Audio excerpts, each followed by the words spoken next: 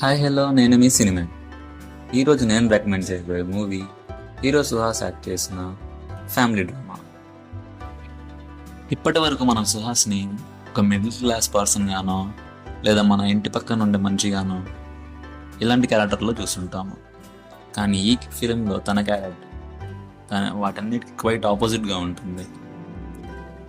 Thrillers and dramas movies ఇష్టపడే వాళ్ళకి ఈ మూవీ బాగా నచ్చుతుంది.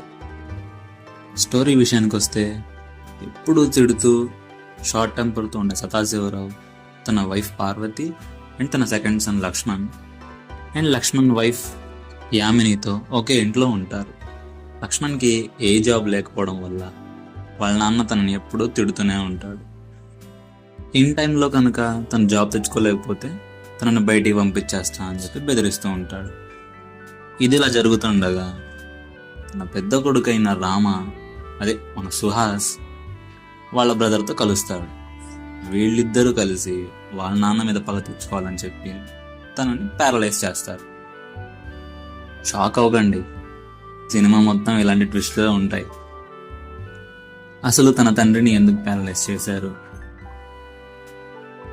తను చిన్నప్పుడు జరిగిన ట్రామా ఏంటి, ఇంతకీ సుహాస్ మంచోడా చెడ్డోడా, ఇవన్నీ తెలుసుకోవాలనుకుంటే మీరు ఈ మూవీ చూడాల్సి. 2 hours 12 minutes ఉండే ఈ మూవీ ఆహాలో స్ట్రీమ్ అవుతుంది. సో అస్సలు మిస్ అవ్వకండి. ఇలాంటి రికమెండేషన్స్ కోసం సబ్స్క్రైబ్ సినిమా టాక్స్.